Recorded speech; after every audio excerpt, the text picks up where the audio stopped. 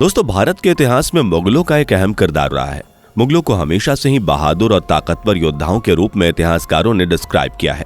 बावजूद इसके कुछ मुगल शासकों का अंत काफी दयनीय रहा, जैसे कि बादशाह औरंगजेब। लेकिन क्या आप जानते हैं कि मुगल साम्राज्य का इतना ज्यादा वर्चस्व होने के बाद भी वो कौन सा मुगल बादशाह था जिसकी मौत औरंगजेब से भी बदतर रही, जिसके मरने के बाद उसी की बीवी ने उसका पेट फाड़ दिया था? वो बादशाह जिसकी मौत की खबर को कई दिनों तक आम जनता से छुपाया गया था। दोस्तों, मुगल बादशाहों के बारे में कई तरह की बातें कही जाती हैं। मुगल बादशाह अकबर को मुगलों का सबसे ताकतवर और दयालु बादशाह कहा जाता है। लेकिन कई लोगों का मानना यह भी है कि बादशाह अकबर निर्दयी और डरपोक बादशाह था। मुगल शासकों के बारे में इतिहासकारों ने ऐसे कई दावे किए जिनका कोई प्रमाण नहीं है।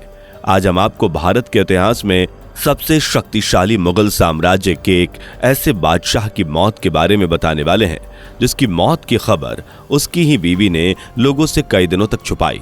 आज की ये वीडियो पूरा जरूर देखिएगा। वीडियो को लाइक और शेयर जरूर कीजिएगा। दोस्तों, मुगल साम्राज्य के चौथे बादशाह जहांगीर थे, जिन्हें इतिहास में सलीम के नाम से भी जाना जाता है। जहांगीर को भारत के इतिहास का सबसे क्रूर मुगल शासक माना जाता है, लेकिन उन्हें न्याय की जंजीर जैसी उपाधि भी मिली हुई है। जहांगीर का असली नाम सलीम था और वे मुगल शासक अकबर के बड़े बेटे थे। अकबर के जितने भी बेटे हुए वह कुछ वक्त के बाद फौत हो जाया करते। सलीम बादशाह अकबर की मिन्नतों से मिली औलाद थी। अकबर ने सलीम का नाम शेख सलीम चिश्ती के नाम पर रखा था। दोस्तों, जहांगीर का मतलब होता है दुनिया को जीतने वाला, और यही वजह है कि जब सलीम की ताजपोशी हुई थी तब उनका नाम जहांगीर कर दिया गया। दोस्तों, जहांगीर को यूं तो उनकी अनारकली के साथ मोहब्बत के लिए जाना जाता है, लेकिन आपको बता दें कि जहांगीर अपनी बर्बरता और क्रूरता के लिए भी जाना जाता है। जहांगीर ने अपने शासनकाल में कई लोगों को बेरहमी से मौत के घाट उतारा और कईयों को उनके गुनाह की सजा के बदले बर्बरता से उनके साथ सलूक किया। यही नहीं, जहांगीर ने क्रूरता बरतने में अपने बेटे खुसरो को भी नहीं छोड़ा। जहांगीर ने अपने बेटे खुसरो के साथ काफी क्रूरता दिखाई थी।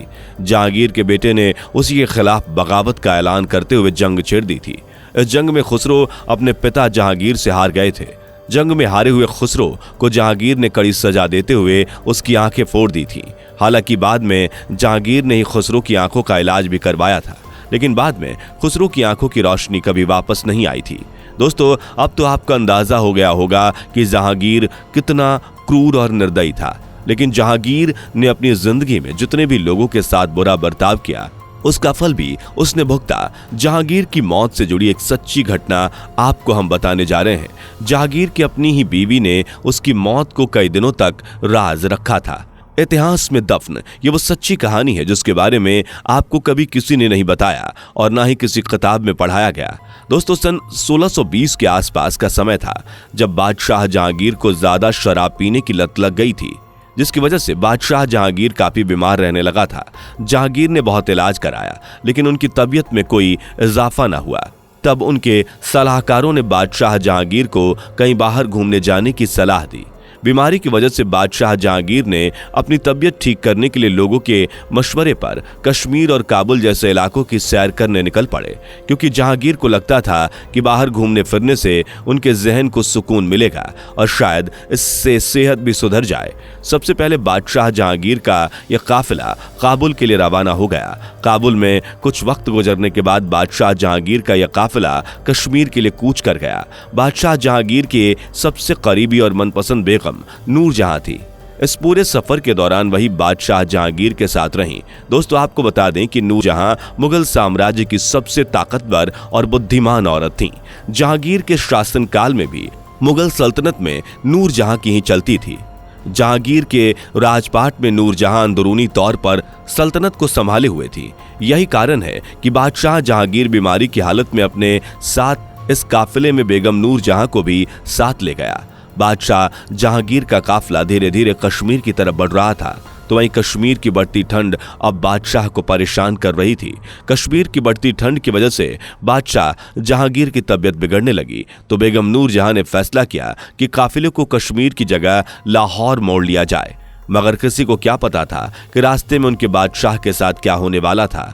बादशाह जहांगीर का यह काफिला अभी कश्मीर से निकल ही पाया था और लाहौर पहुंचने में काफी वक्त था कि कुछ ही दूरी तक चलने के बाद 29 अक्टूबर सन 1627 के दिन बादशाह जहांगीर ने दुनिया से अलविदा ले लिया। बादशाह जहांगीर, जो पहले से ही बीमार चल रहे थे, अपने सफर के बीच में ही दुनिया से चले गए थे। दोस्तों, जैसा कि हमने पहले ही बताया था कि नूरजहां मुगल साम्राज्य की सबसे बुद्धिमान औरत थी और बादशाह जहांगीर की मौत पर भी उन्होंने अपनी अक्लमंदी का इस्तेमाल किया। नूरजहां जानती थी कि अगर बादशाह जहांगीर की मौत की खबर लोगों में फैल गई तो सल्तनत में बगावत हो सकती है। बादशाह जहांगीर के बेटे भी गद्दी के लिए जंग करने पर उतर जाएंगे।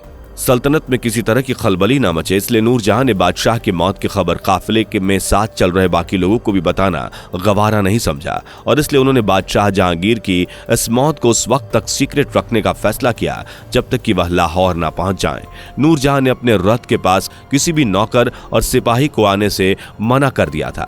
नूरजहां और जहांगीर के रथ को हाथी खींच रहे थे। नूरजहां ने बादशाह जहांगीर की मौत के बारे में बड़ी चालाकी से छुपाना चाहा, लेकिन एक दिन के सफर के बाद ही बादशाह जहांगीर की बॉडी सड़ने लगी थी, उसमें से बदबू आने लगी थी। नूरजहां ने बादशाह जहांगीर की बॉडी से आने वाली बदबू को बहुत हद तक रोकने की कोशिश की।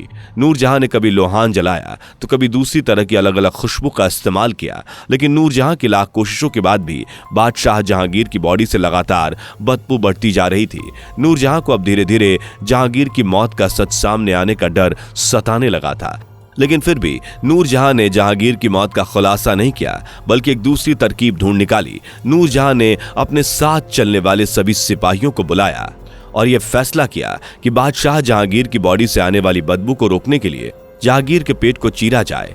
लंबी खुफिया मीटिंग के बाद बादशाह जहांगीर के पेट को चीरकर उनकी आंतों और उनके सभी अंगों को बाहर निकाला जाएगा, जिसकी वजह से जहांगीर की बॉडी में बदबू आ रही थी। नूरजहां चाहती थी कि आने वाले दिनों में जहांगीर की मौत की भनक तक किसी को ना लगे, लिहाजा जहांगीर के पेट को चीरकर उसके सभी अंगों को निकाला गया और उन्हें वहीं दफना दिया गया जहां उस वक्त जहांगीर और नूरजहां का काफिला मौजूद था। दोस्तों, आपको बता दें कि जहांगीर का काफिला उस वक्त कश्मीर के इलाके में था, जिसे आज बाक्सर किले के नाम से जाना जाता है। इस किले के पास ही जहांगीर के अंगों को दफनाया गया था, जहां पर बाद में कब्र भी बनवाई गई थी। उस कब्र पर आज भी जहांगीर के रास्ते में मरने और उनके शरीर के अंगों को चीरकर निकाले जाने की बात का जिक्र है। नूरजहां ने दिल, गुर्दा, आंतें और भी कई अंग को निकालकर जहांगीर की खाली बॉडी को लेकर एक बार फिर से उन्होंने अपने सफर को शुरू किया। कई दिनों के बाद आखिरकार नूरजहां लाहौर पहुंच गई और सबसे पहले जहांगीर की बॉडी को लाहौर में ही दफना दिया गया। लाहौर में जिस जगह जहांगीर की बॉडी को दफनाया गया था, वहां आज भी एक आलीशान मकबरा है, जिसे देखने के लिए लोग दूर दूर से आते हैं।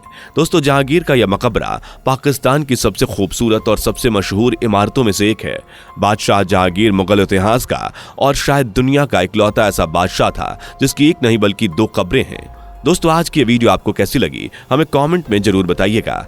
वीडियो को लाइक और शेयर जरूर कीजिएगा। साथ ही इस तरह की इंफॉर्मेटिव और दिलचस्प वीडियो देखने के लिए हमारे चैनल को सब्सक्राइब करना मत भूलिएगा। मिलते हैं अगली वीडियो में, फिर मुलाकात होगी। Bye bye. दोस्तों, आपको स्क्रीन पर 2 और वीडियोस दिखाई दे रही हैं, जिसे देखने के लिए स्क्रीन पर क्लिक करें।